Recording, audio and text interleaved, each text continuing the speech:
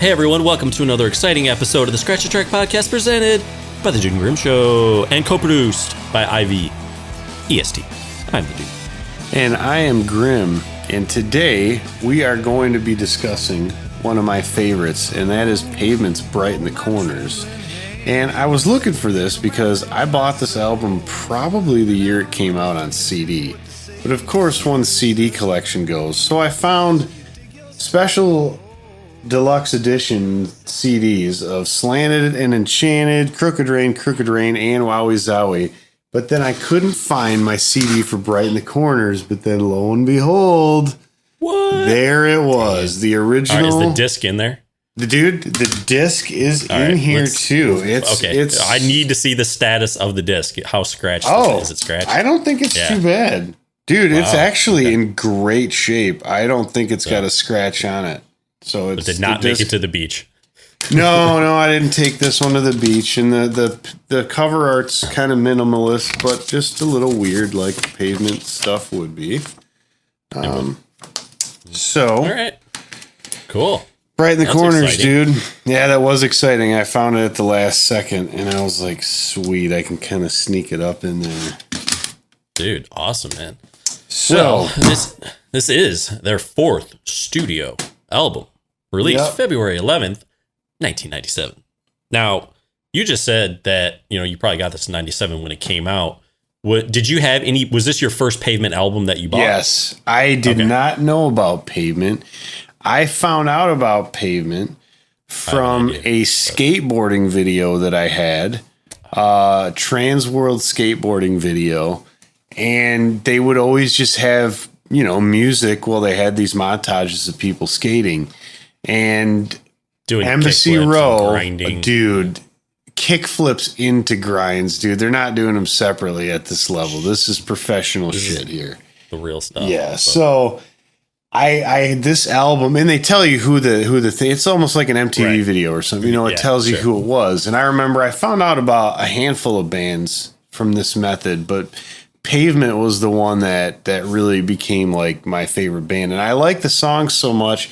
I went to the CD store at that point because people weren't really selling records, and I figured I'd find the CD if they had it and buy it just based on the fact that I like that song so much. And it became one of my favorite albums and stuck with me. And subsequently, like I said, I got those. I actually own all the Pavement albums on CD. I've been looking. What any on vinyl?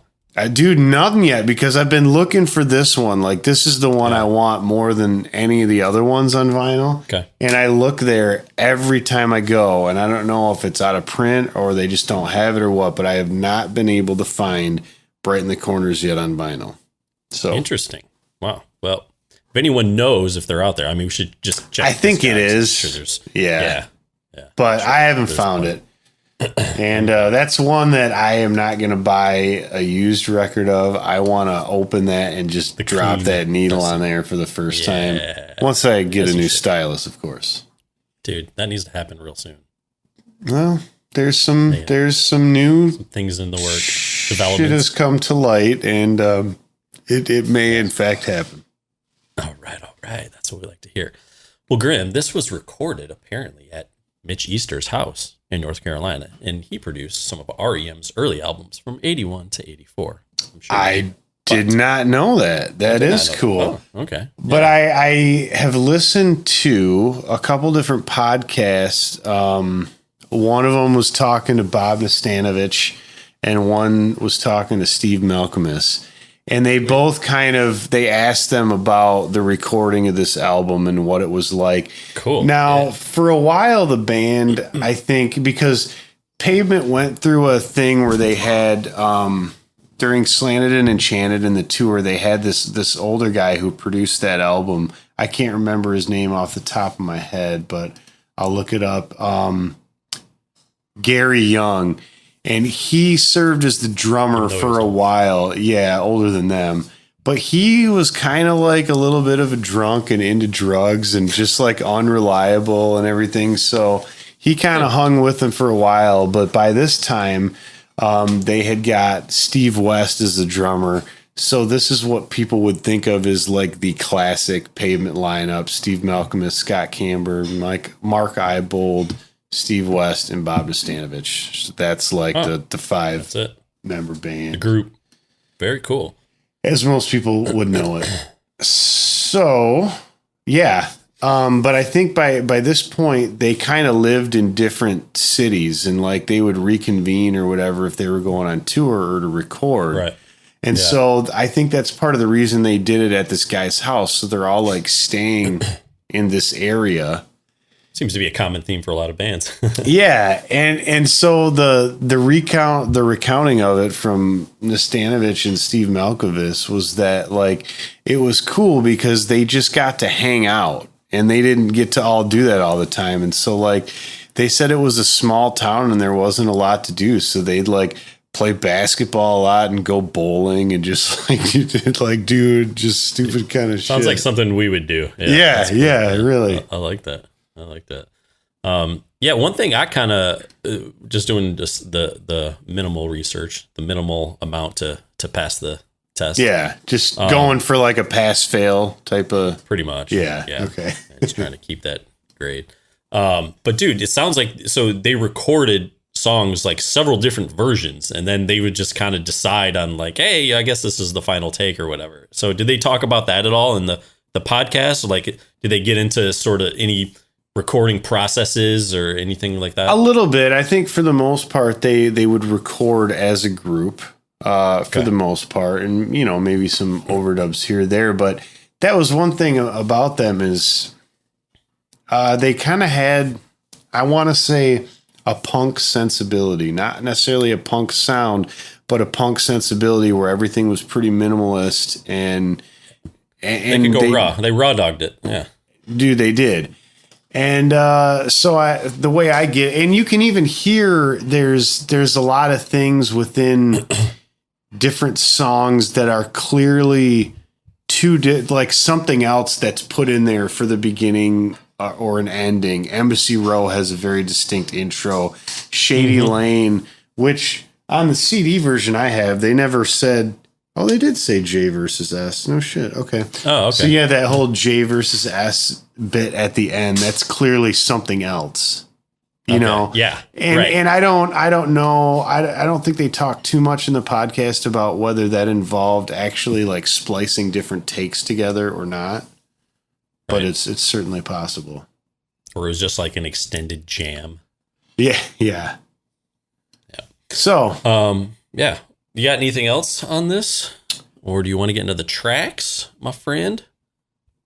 Or maybe while we're having this little silence and debating what we're going to do next, all you fans out there could go ahead and give us a like, subscribe, and comment below. That would be awesome. You know, one thing I would like to know, that was not really, I mean, unfortunately the Wikipedia article is not incredibly informative on this one. And like I said, I've listened to a lot of things about it and I've read a lot of things about it. I'd like to know if anyone has any idea of some of the instrumentation, because very clearly in the song Blue Hawaiian, that's a Rhodes piano. That is easy to pick out. And there's actually photos and stuff of them where they bring one out live, I believe. Oh, sweet. For that. Cool. But when like in Transport is Arranged, I want to know if that's actually somebody playing a flute or if that's Mellotron flutes. I have the feeling it's Mellotron flutes. And the thing is, I'd be surprised if it was anything else because they sound so good. They don't sound too fake. Okay. I got you. Where the Mellotron is actually a recording of someone playing a real flute. So right. They don't talk about that. And I don't think the band even talked about that much in the stuff I heard, which I would, because I'm kind of a dork about that, but I don't know. Yeah. They didn't, so that's okay too. So yeah, please let us know below. Yeah. Track time trim. Almost. Yeah. I mean, I guess this got positive reviews, which doesn't surprise me, but I I feel like it's interesting because it's just so kind of underground. Yeah, I mean, it definitely is. I mean, I heard about him through you, but I don't even think I really got into him until at some point in college. So that was well after. I mean, 97. What were we probably? Oh, that was after the release of Terror Twilight. Right. And the thing is, they released 2 singles from it, Stereo and Shady Lane. Now, I don't know that Shady Lane would have been my choice as the second one. To me, it would have been Stereo and Embassy Row for sure. Yeah. They did videos for both of those songs. Ooh. The videos you should watch. If I take it you haven't seen the one for Stereo, but you should watch it because I think it will remind you in parts of the More video for Spiritual Divide, the way they do like the green screen effect and with the band playing and stuff. The Shady Lane video is just kind of weird, but they do this thing where like Malcolmus is singing, but he doesn't have a head. It's kind of okay. I like what you've done here. Yeah. All right. But it's All right. we can get into the tracks. I don't really know what else to say other than it's just an awesome kind of different album.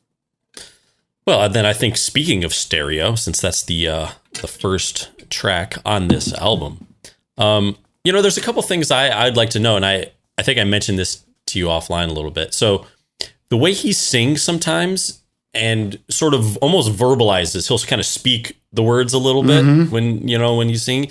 It has a real like Lou Reed feel to me. Like Lou Reed would do that. I could see that, a lot. But there's also throughout this album, and they get these sort of weird, almost like weird guitar sounds where it almost deconstructs, like it kind of like falls apart. Oh, absolutely. And so we were talking about this before, and I was like, dude, we've done a podcast on this album, and it kind of reminds me of this album and this band a little bit. Dude, Nirvana's In Utero. Like, wow. You know how they have those parts where it's just like, you're like, whoa, what is it's just not smooth or coherent, but it sounds really cool. Like, it's not a critique. I mean, I know that's what was intended. I'm going to go reminds me of that. Yeah, that's awesome. And I could definitely hear that. Now, I get the sense that they were probably not the biggest fans of Nirvana. That's my gut feeling, but dude, or at least overly influenced by the similarity is definitely there in what they do, especially in Stereo, because they get some just really they go for that kind of noise rock part a bit. But one thing I really like about it is how the beginning of the album is so simple, with just like the guitar and the bass almost having a little conversation back and forth, and then everything kind of drops in. Yeah. No, it is. I have always liked Stereo. I think it's a great way to start the album. And dude, I definitely had my time with Pavement. I know you said you you pull them out every few months. Oh, dude. Yeah. God. My time is still ongoing with that. I listen to all their albums. I probably haven't listened to them for years. I mean, it's probably been years. It's just, for some reason, I don't know, it's just certain bands, they just kind of, I'll be flipping through my list, and for some reason, you just kind of scroll past them a little bit. Well, it's weird because to me, I'm typically into stuff that is, I really like a lot of like big kind of complex. Why? Not all the time. I mean, I still like a lot of punk, but for some things I like big production. I like effects. I like things that are done in the studio that are just interesting because it's a different type of environment where you can do these things. Dude, Pavement like goes against all these things, but for some reason they're still one of my favorite bands because they're like the underdogs, man. Like they really are the underdogs. And I like the simplicity of what they do, and the fact that they're not trying to be anything more than what they are. The beauty of the plan is it is so simple. So. Yeah. Well, and dude, listen to it. Very rarely will you ever hear an effect on Malcolmus's vocals. I don't think at all in this album. But if you listen to Pavement's catalog, you very rarely will ever hear an effect on his vocals. They're very rarely doubled.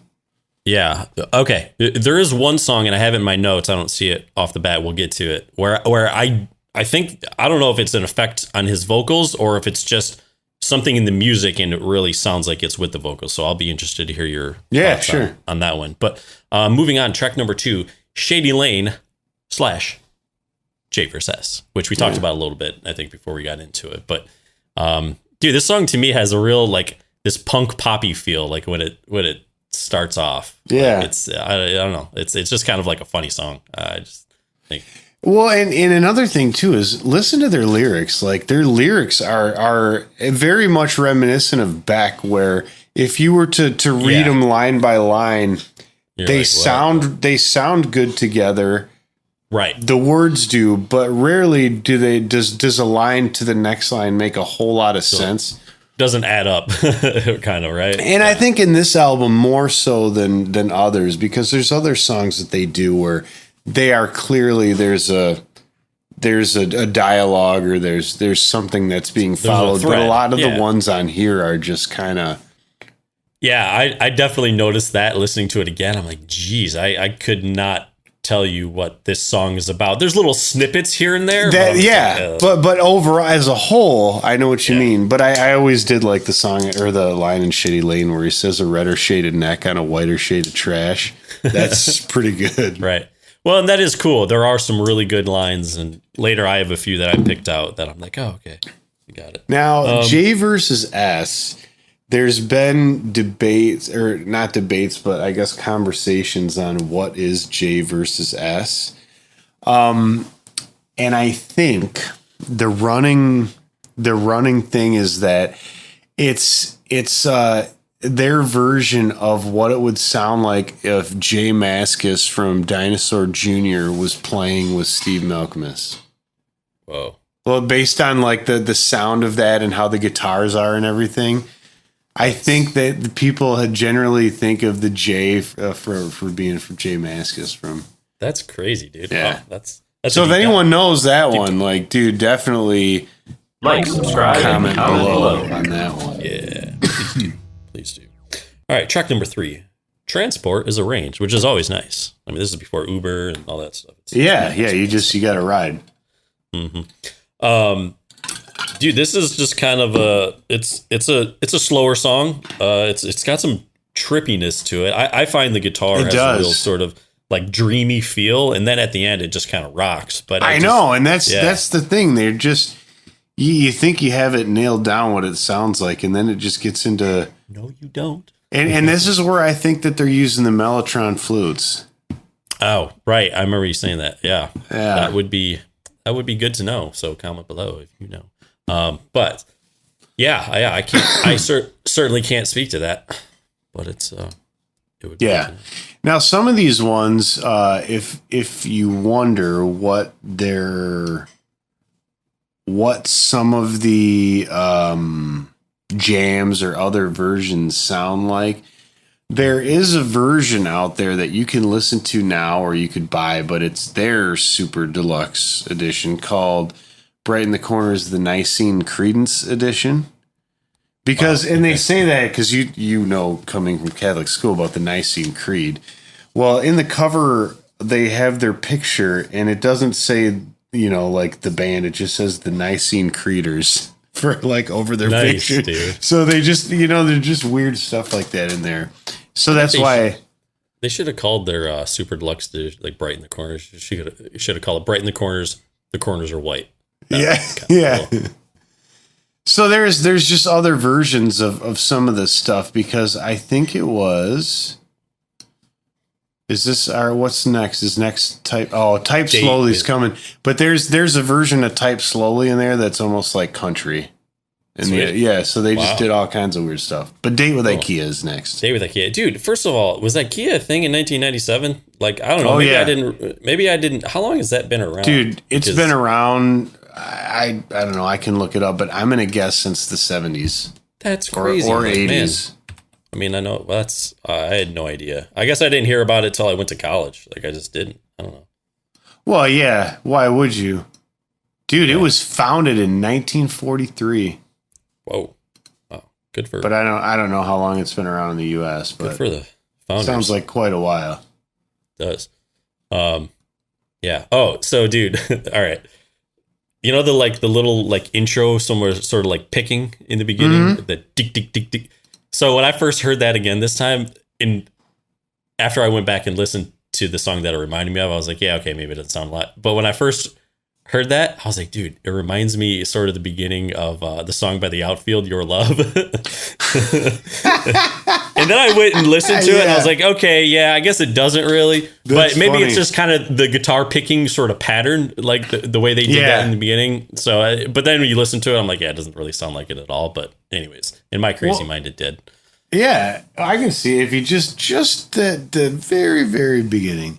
Now, this is one of two songs on the album written by Scott Canberg, otherwise known as Spiral Stairs. And man, I like them. Well, we'll talk about the other one, but I like them. I like they're good songs.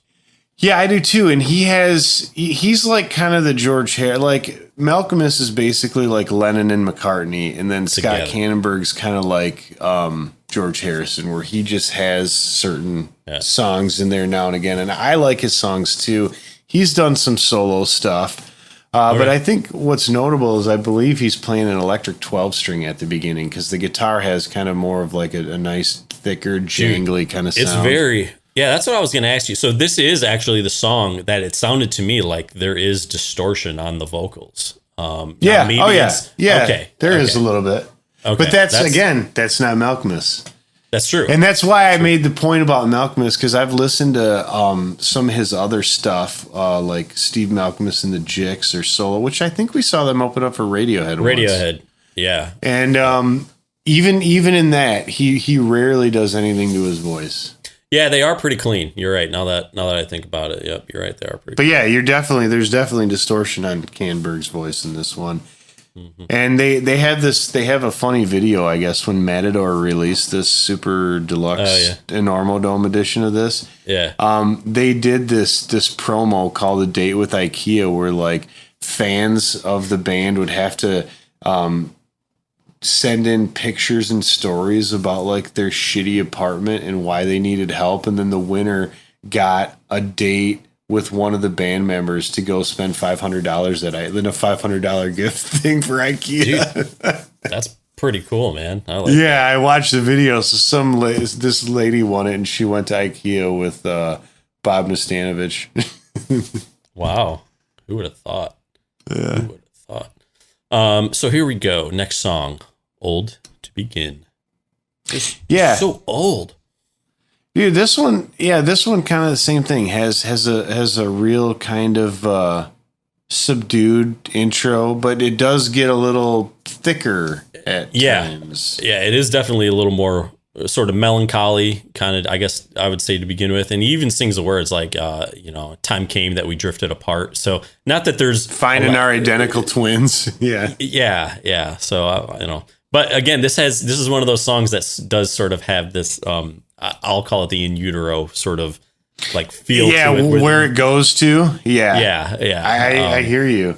It does. And even there's part where he sort of sings a little kind of, sloppily almost. Oh, and he's it's very sloppy. Yeah. Right. And that's the thing. He doesn't have, by definition, some amazing voice.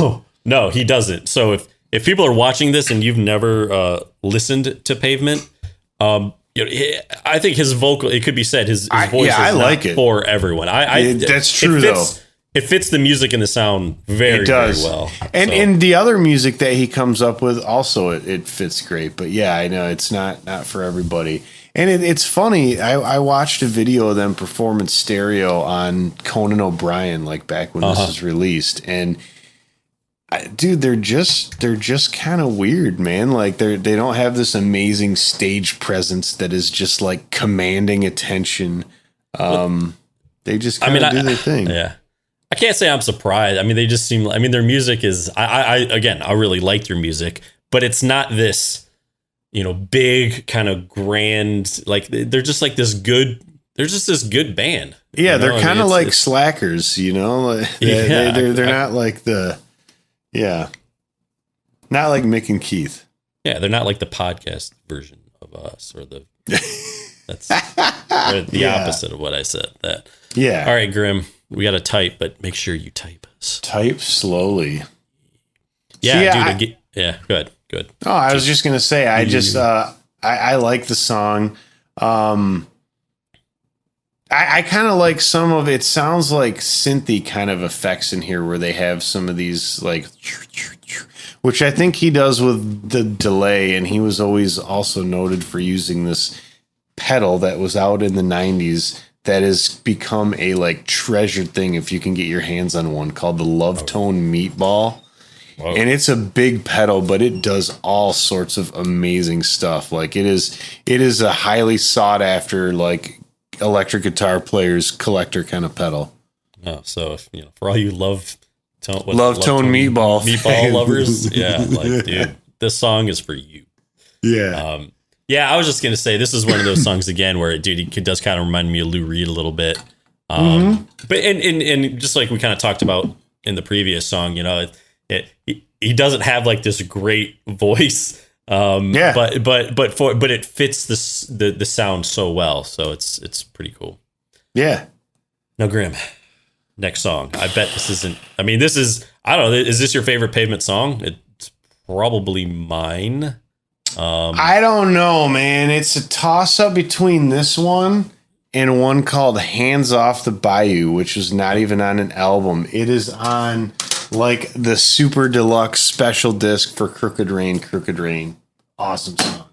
But this is like, yeah, it is a deep cut, but this is the one that got me into the band, I'll tell you that. This is the one, man. Yeah. So I'm not scratching this, like, spoiler alert, this is not going to be my scratch. Yeah. For me, I think either Embassy Row or or Platform Blues off of Terror Twilight. Those are Blues are real good. Those are probably my two favorite ones. But yeah, dude, as soon as I heard this song, and I'm sure I heard from you, dude, yeah, I was not watching the skateboarding video. That's not what did it for me. Dude, it was cool. Dude, I actually would love to see that video now. I bet the video is great, right? Oh, I bet, dude. And you know what's, dude, I still watch skateboarding videos on YouTube. I'm not a good skateboarder, but I in my head, like, I really wish I was, because they do some awesome shit. Yeah. Well, dude, this song, I mean, the way it kind of starts slow, it really builds up, and dude, once it just kind of, everything drops for a second, and it reminds me of Radiohead with that, dude, it is phenomenal. And this is, I will say, this is one of those songs where, again, I love this album, but sometimes I will just put this song on where I'm like, I need to hear this song. Dude, it's so good. It's kind of weird. It sounds like it's about like spies almost. And yeah. And like, coups and regimes, things like that. Stuff that makes the world go around. And this one actually does seem to have somewhat of a consistent theme throughout the song. Even though some of the, the lyrics don't necessarily tell a story, there's at least this sort of consistent subject matter. Like, it's kind of like if you did enough acid, it would make a lot of sense. Oh, even without it, it's just like a big international espionage sort of thing. Yeah. Good James Bond movie. All right. Track number 8, Blue Hawaiian. Now, dude, this song is funny because, you ever have those songs on an album where, just like I said, NBC Row, like, oh man, sometimes I'll just put that song on. Yeah. Where you put that on. But then it always kind of rolls into the next one. So it's like, I feel like I've heard I like this song a lot, but I feel like I've heard the beginning of it like a million times. I'm like, oh yeah, I know that one. And this is a slow song, but I've always really liked the groove of it. The Rhodes kind of got the echo on it, and it's just got a nice groove, and the bass carries the whole song. Dude. I like that. They use the guitar not so much as like the driving force in this at all. Which is nice. Got to change that up, right? So, dude, one of the lines that has always stuck out to me, and I for some reason, I don't know why. Well, I actually probably do know why, because I was probably like dating someone at some time, and I was really into them, and then they were awesome to me. So, and then your cheeks have lost their luster, dude. Your cheeks have lost their luster. Like, there's just, it's such a good line, because it's like, man. It's weird how that happens in relationships sometimes, where I'm like, wow, I was so like enamored with someone, and then now you're just like, yeah, I'm good. Like, you blew it. You blew it. Yep. Sorry, not sorry. and then you're 40 and you're still single, and it's awesome. Well, yeah, and then in the next verse, I love it because then they bring it back and they're talking about music, dude. The tones are grouped in clusters, which is like a chord. The tones are grouped in clusters. Yeah, dude, it is really funny, isn't it? Dude, I do love that. I do. All right, we are underused. Yeah, I again, not knowing, it could have been a patch, but it's at least if not a real one, a mimic of a harpsichord in the beginning, which is kind of interesting going through like a phaser. That's I was going to ask you that because it feels like it almost has like sort of this synth sound to it. That's the phaser. So it could be a real recording of a harpsichord, or it could be a really good synth patch of a harpsichord or a sample and just gone through a phaser. Gotcha. Well, and then dude, that might be the Love Tone Me Ball, dude. It could be because they had a phaser. Got the phaser. I love at the end of this song, kind of towards the end, you hear the sort of the whole group. It sounds like a room of people kind of singing in the background. I think that's a really, really nice touch. Yeah, and it's the one, and I don't know if it's about like it has something to do with the wedding, right? I think so. Well, yeah, you've been such a great host. Yeah, and then it talks about this roast wedding was so invitation. Perfectly prepared. Yeah, and this wedding invitation. Let's thank the host. Yeah. The most. Yeah. Yeah. So then we go to track 10, Grim. Was it Passat? Yeah, like a Volkswagen Passat. Passat. The Passat Dream. That's because it's like, dude, he says that's the car to his soul or something like that. Yeah. Yeah, he'd give you all the millions in gold if you'd only let him have his role. Like the dude just wants a Passat, dude. Yeah. Dude, I love this song. This is what's his name? This is his second Camber, song. Yeah, it's Camber. I think it's great, man. I'm a huge fan of it. It has kind of a sexy feel to it. There's something about it where I was listening, I was like, I don't know, maybe a little darker, or just has like this cool, like a cool feel to it. Where you're like, all right. And I really like when he says the dealer with the jingling song will never match my price reduction. Yeah. So maybe he's selling a Passat. I don't know. It's got to be it. He's a used car dealer, and on the side, it's anything's possible. Then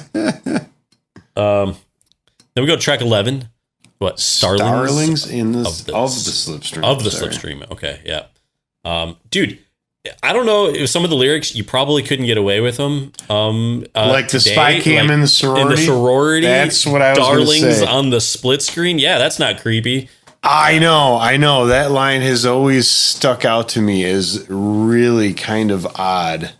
Maybe there is, but then Malcolmus doesn't seem like a real weirdo at the same point, so I don't really know the meaning or whatever behind that. Probably singing, it's probably from someone else's point of view. That's got to be what it is, right? Yeah.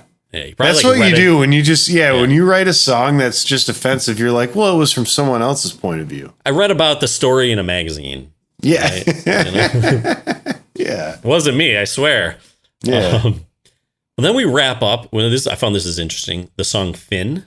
Right? Yeah. But if you happen to have a non-US pressing of this album, the song is called Infinite Spark, which I find interesting. I mean, what goes into the thought process there? Like, hey, okay, on the US tracks, we're going to call it Finn, but everything outside of the US, we're going to call it something else. Like, maybe I don't get it, but I don't have to get it. It's an interesting little thing. It is a good way to tell if you have a US pressing or not. So there's that. Yeah, there's a lot there. But what do I have on here? What are my notes? I gotta look at my notes. Yeah, dude, the song is it's pretty slow and it is a little sorrowful. And then so kind of towards the end, it gets into this sort of weirdness. A lot of space, exploring the space. Guitars become disjointed, but dude, it ends with this like really long fade out. Like it fades out for probably at least 30 seconds or so. So, street spirit, fade out, man. Fade out, man. But that wraps up the tracks. I feel like you should probably scratch first on this one because I feel like this is, an album that I love it, but I feel like you have a special connection because it does hold a special place in my little heart. I will say that. I had to think about this one a lot because I've been, this more than 20 years I've been listening to this. Long time. And I've been listening to it as an album. If I had to get rid of one, and as you saw, my CD is in good shape, so this is truly an exercise because I didn't have to yet. Starlings of the Slipstream.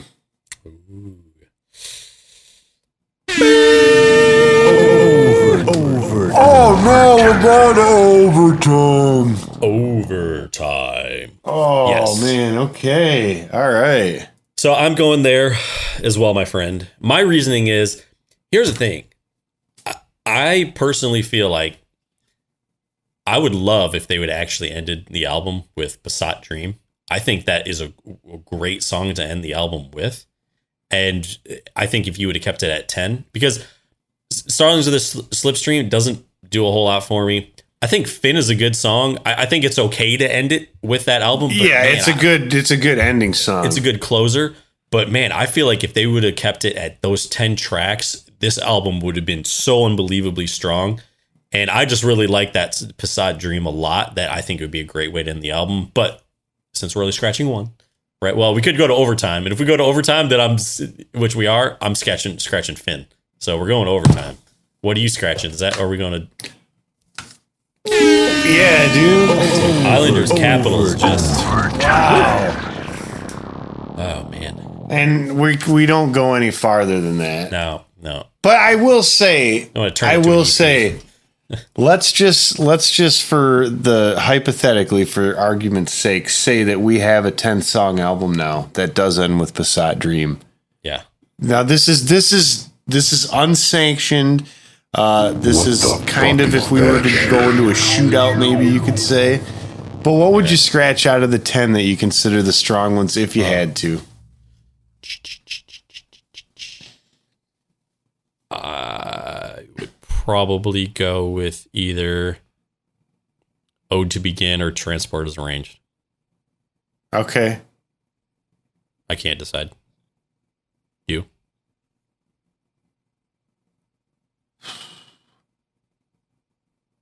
Damn, that's a real shit pickle there, dude. It is. I don't know. It's a couple moment of silences there. Dude, yeah, because it's Charlie Watts, ladies and gentlemen. Maybe type slowly, but again, we didn't have to go there. Just theoretically speaking, we didn't have to, but we did. So. But you can tell by my pause and just blank stare how much I really had to struggle with that question. Did really struggle with that question, and we weren't being that guy saying I wouldn't scratch any. It's perfect. Masterpiece. It's a masterpiece. So, of course, with that, of course, it's a masterpiece. That's why we're talking about it. Jeez. Yep, we have brought some light into the corners here and brightened them up. So, hopefully, your day is brighter. Yeah, ours is brighter because of you. So, with that said, it's time to go. The Dude and Grim Show. Scratch a Track is produced by The Dude and Grim. Additional music provided by Moore and the Tims. Copyright 2021, The Dude and Grim Show.